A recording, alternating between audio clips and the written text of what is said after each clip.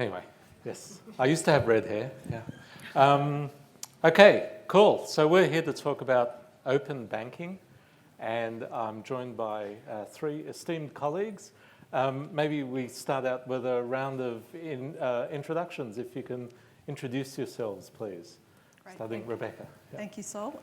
My name's Rebecca. I work at NAB as a solution architect leading NAB's open banking implementation for about the last nearly 3 years. Great. Cool. Thank you. And you uncanny, David Frost. 100%, 100%. Just don't go as hard as he does, or did. So Mandeep, Sandhu. I am country manager for a company called Personetics. I'm actually going to plug our company as well, just so people got context. You'll know who the NAB are and you'll know who Deloitte is. So Personetics has been around for about 10 years. We exclusively work with banking transactional data. We're a data analytics fintech.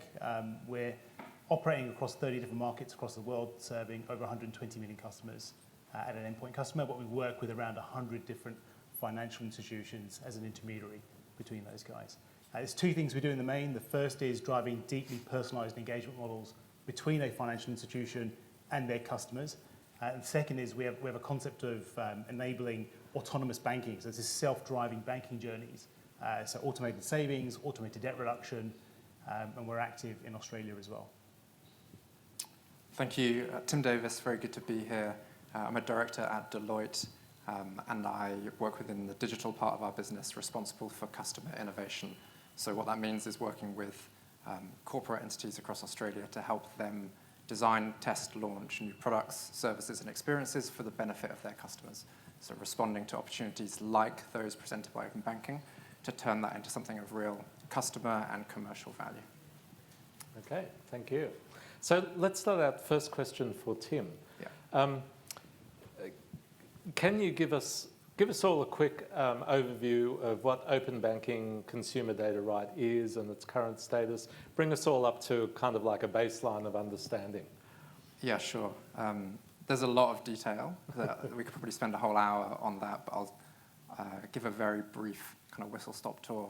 So in 2017, the Australian government announced the Consumer Data Right, CDR, and that was really motivated to put a higher degree of access and control of customer data back in the hands of those customers. There's a clear intention there around empowering customers, around improving customer outcomes across industries, but also around introducing a higher level of competition, lowering the barriers to entry into competition across a number of industries. So what it does is it allows customers to tell a specific institution, hey, I want you to share my data in the first instance, at its simplest form.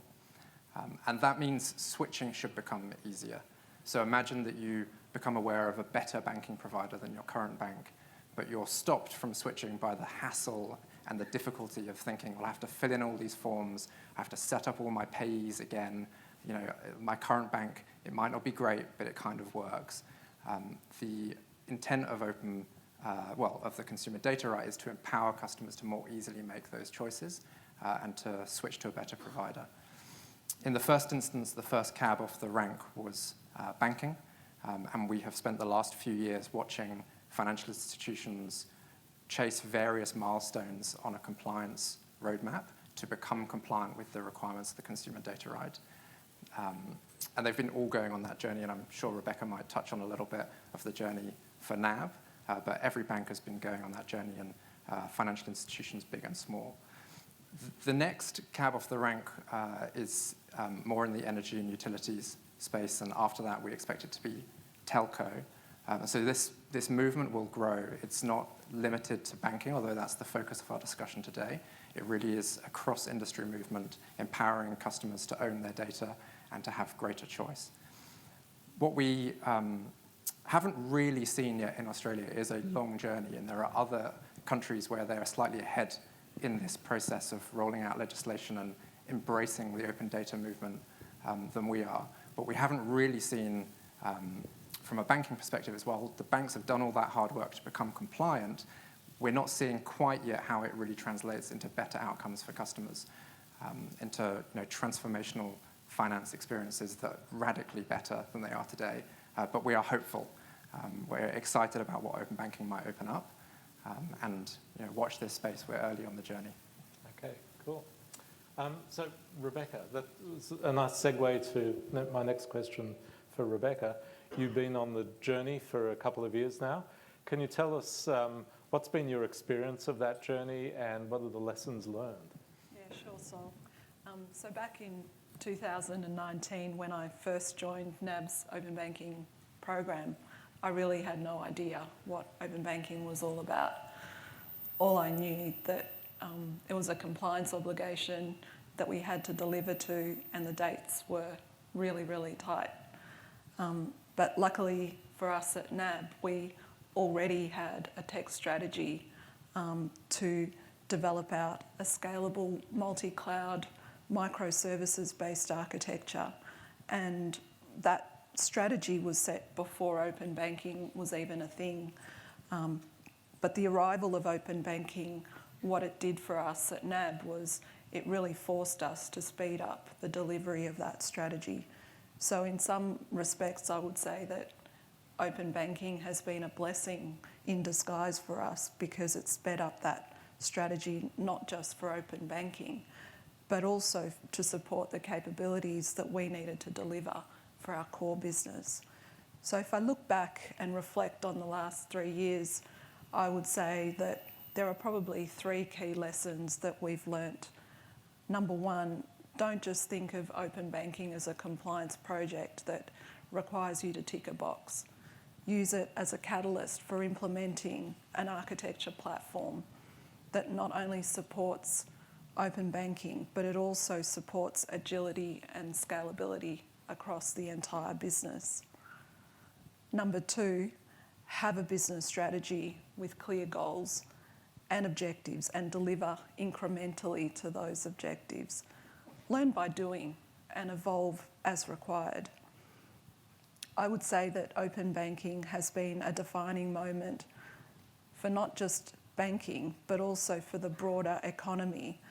Organisations understand how this open data economy impacts their customers, their strategy, their products. They are the ones that will come out on top. For example, we're all aware of the forces at play with Kodak and Blockbuster and the impact that technology had on them. How will open banking impact today's organisations? I think that question emphasises the importance of having a clear business vision that is underpinned by a robust technology roadmap. The vision may evolve, but the thinking about how open banking can impact your organisations and customers is a really, really critical lesson. Number three, focus on the customer and understanding their needs. With the introduction of open banking, I think that businesses which provide aggregation services and use open banking to provide valuable insights and information to their customers, they're the ones that are more likely to become the customer's primary relationship bank. This has huge advantages, not just for that business, but also in comparison to their competitors. They're the ones that are going to stand out on top. So overall, I think that open banking will challenge the concentration of customers dealing with large organisations like NAB, like banks and NAB. Gone are the days that these large organisations can remain complacent. I think that they will have no choice but to shift away from their legacy thinking, overhaul their legacy technology to a more agile, nimble technology architecture that can compete with new market entrants that are capable of delivering valuable, differentiated propositions that have traditionally been difficult for established organisations to offer. Great. Yeah. Might pick up on a couple of things if I can. Yes, so, absolutely. Great, Rebecca, to hear you talk about the kind of Kodak or Blockbuster moment for banking. I mean, there's definitely 2 camps on this. There's the people who say this is going to change the face of finance. This is fundamentally the beginning of a whole new era of banking and finance. And there's the people who are maybe slightly less ready to get on board with that that narrative and that change. And great to hear a leader from one of the big four banks talking positively about where this is going to go for the industry.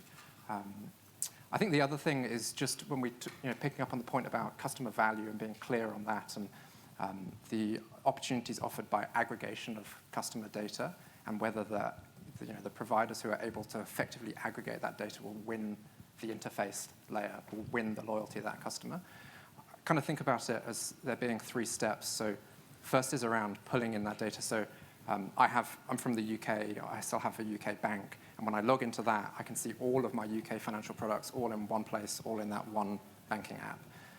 That's helpful, but it's not radically, it doesn't radically change the way I interact with my finances. I think the next layer is the intelligence that you can offer on top of that aggregation.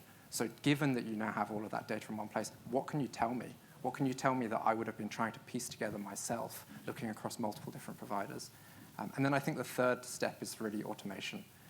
So having aggregated that data, built intelligence on top of it, what can you do for me so I don't have to do it myself?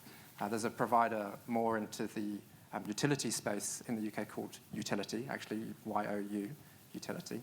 And they offer systems that enable automated switching. So you're not on the best energy tariff, we'll switch you. Imagine what that would mean for finance and for banking products. You don't have the best saving rate, you want to optimize your borrowing, we'll switch you automatically when a better rate becomes available.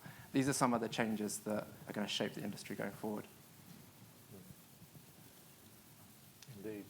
And speaking of, I guess, automation and the ability to make changes.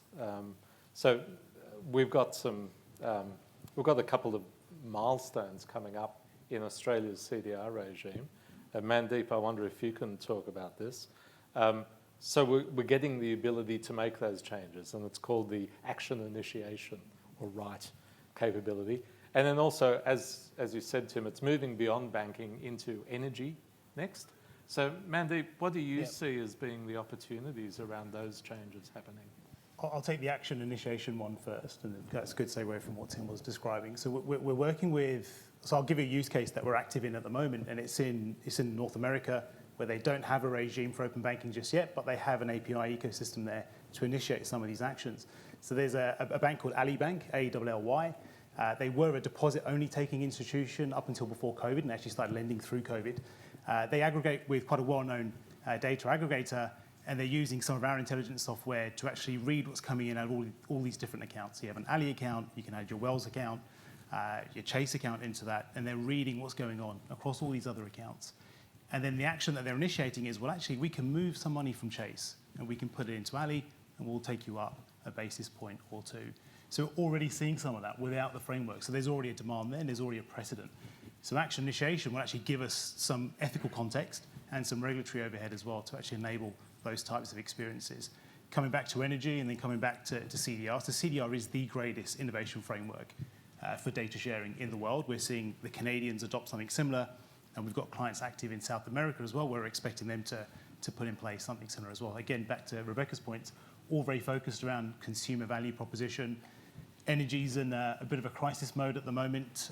You've got the UK putting ceilings on costs. We don't have that policy here yet, but if I was to postulate use cases, we can start to read what's coming out of these energy meters, actually augment that into your banking app, and then start to understand more of a marketplace concept like Tim described.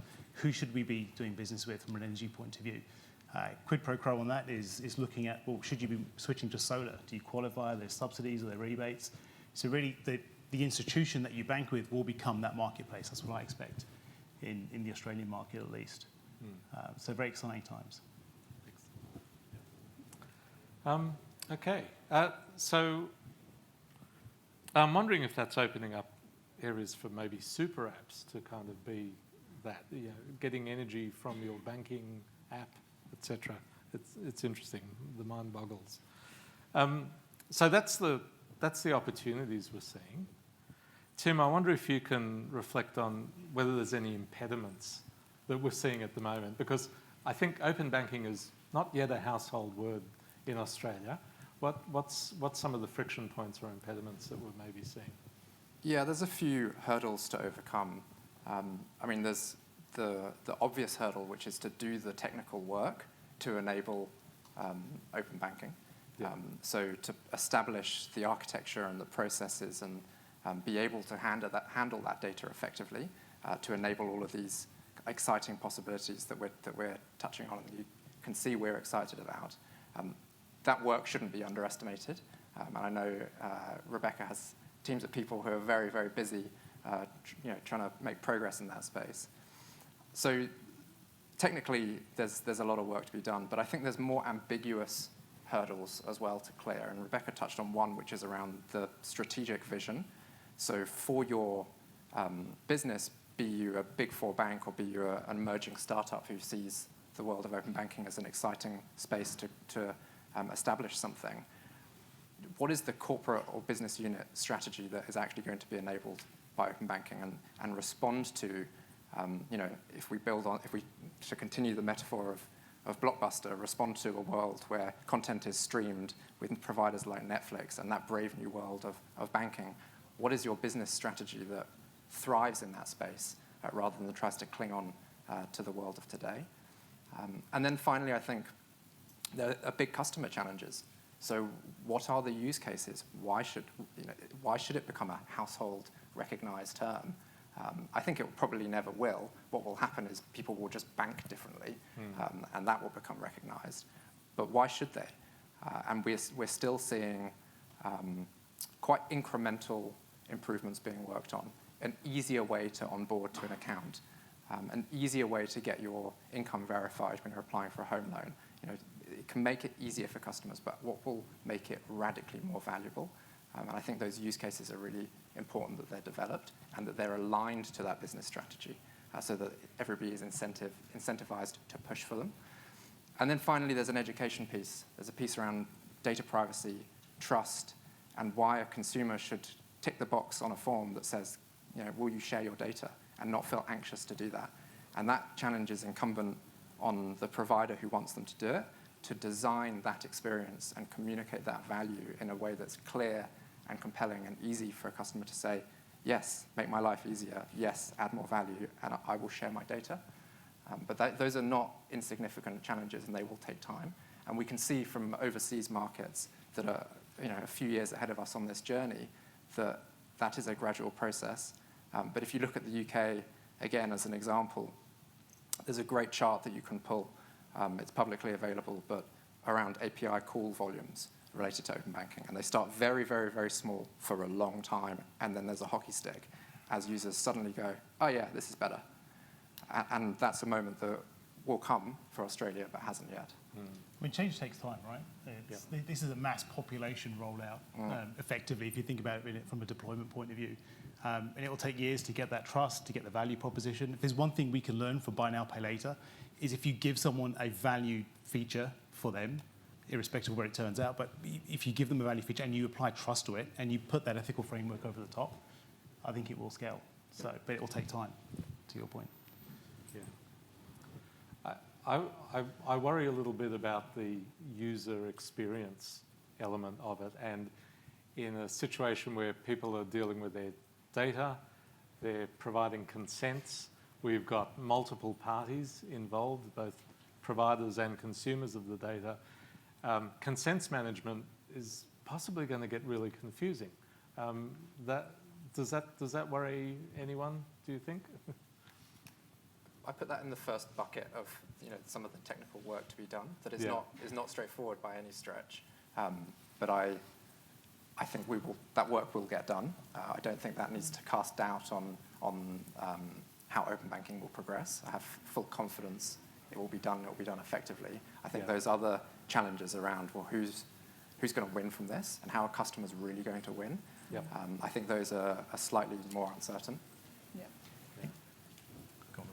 I was just going to say to the previous points that both Mandeep and Tim made, it's incumbent on the organisation, the provider, to educate the customer on what consent they're giving, how is that consent going to be used, and what is it going to be used for. So although it is a very technically challenging area, I think that it is important that the providers do take up that education piece for the consumer. Yeah, indeed. And make the user experience as seamless as possible, I think. And Yeah. ergo the issue, the challenge, because it's inconsistent with every organisation that unless they're using the same framework or the same fintech or building it to the same standard.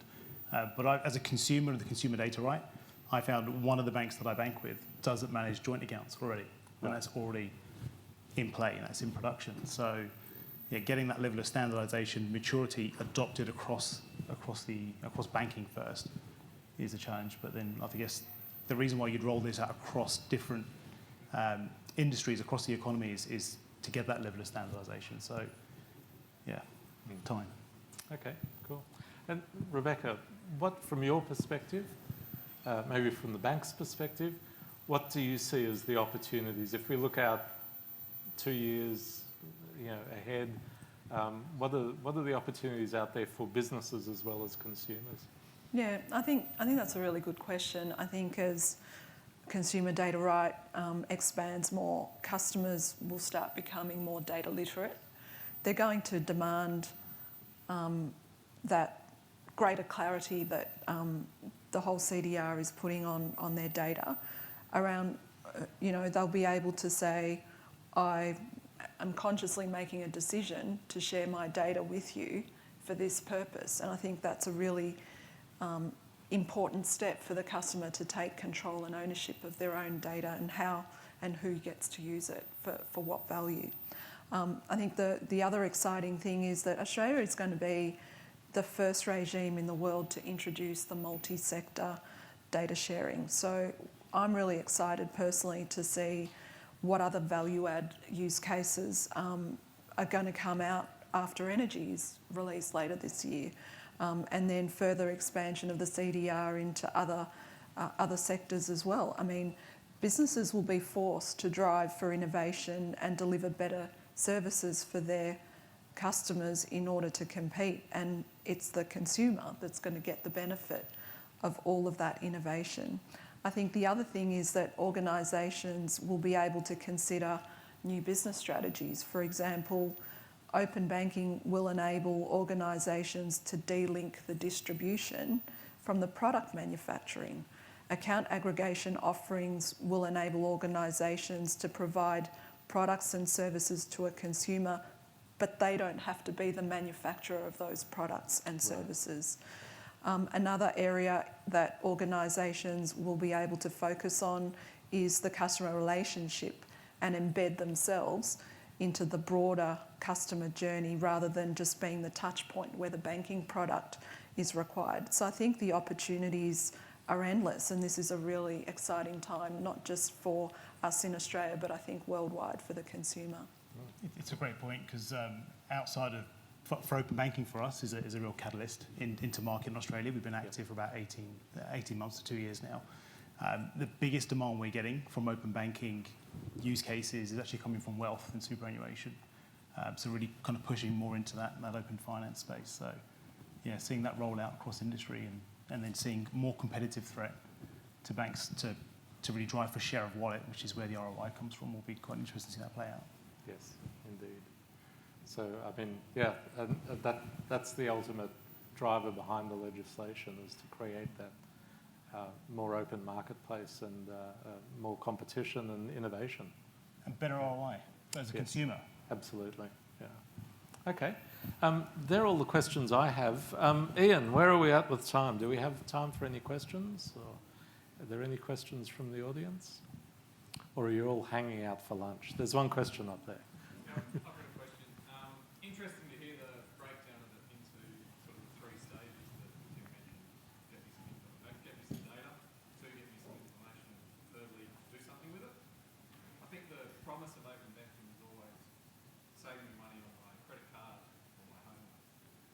How far off do you think it is until actual initiation starts to enable that kind of get me a product that's better for me, as opposed to just here's a bunch of products that might be better for me?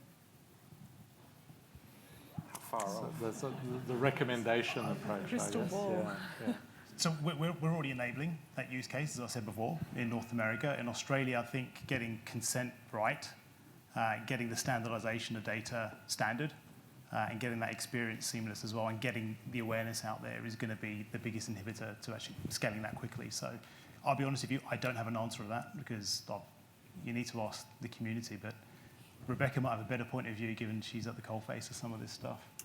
Yeah, I mean, the Big Four have been at the coalface of this thing since 2020, and only just recently the sort of next tier of banks have come on board. And I would say that by the time we introduce by the time action initiation becomes mandated for the data holders, I think it will be several years before I see that the banks actually introduce that capability, and then by the time the uptake happens by consumers. But I think to Tim's point, in the graph from the UK, it did take a while in the UK for the read aspect to come on and become widely used, but that sort of escalated very quickly. So it would be interesting to see. I think it'll probably follow a similar model to that hockey stick graph that we talked about before. The other dependency we've got as well partway through this is scaling out our payments infrastructure as well, and leveraging that asset. So there's some world-class investments that Australia is making in this area. I think it's a matter of time to scale it. So, yeah. The reason why it's such a hard one to answer is there's three things that need to happen. There's the regulatory encouragement and milestone to enable that. There's the incentives and will among whether they're the big banks or whether it's an emerging organization, could be from a big technology player, could be from a startup who has a really slick, awesome experience, but to say, we will be that single front door into your banking life. And let's say I go to NAB, they have to be willing and comfortable to say, we'll bounce you out of a NAB product into somebody else's product if that means you keep us as your front door. That's a massive change in terms of how the banks are thinking, and no comment specifically on NAB there, but it's a big change. And then finally, you have to have the trust of the consumer to say, I'll have that kind of relationship with an entity. Will Google come and say, we'd like to play that role? Thank you very much. Would consumers trust Google to do it? Those are big questions. So it's a wonderful question, but how long? Soon, hopefully. That's the answer. Great. Okay. One more question over there, and then I think we'll break. Just my question about very good points around trust. Like, what can we do to improve the trust for the customers to start using open banking? Will it come organically, or do we need to do something in terms of marketing or whatever it is, so that its adoption increases? Because right now nobody knows about open banking outside the people who are working on it. Yeah. I think that's a good question. I think education is vital when it comes to trust. People need to understand how their data is going to be used before that data is shared. So I think education would probably be what I see as probably the biggest thing to address that level of trust. Trust is key. You've got to incentivize as well. How many people trusted Bitcoin before they bought it and they thought they were all going to be millionaires, right? So there's got to be something there, but trust is key, which is, it's good that we've got a regulatory framework to protect us, but I don't think it's pretty well advocated at a consumer level at the moment. It's probably not widely known. It's not. There's very strict regimes around your license to be a provider or a consumer, etc. Yeah. So we refinanced our home recently, and we had to screen scrape in order to make the process quicker. And I know what that is. My wife doesn't. So I was encouraging her, no, download the statements and we'll put them in. And she was like, no, I can do this. I was like, no, wait till open banking scales out. Yeah. Okay. I think that's about all the time we have. We'll break for lunch now, and thank you for your time. Thank you. Thank you.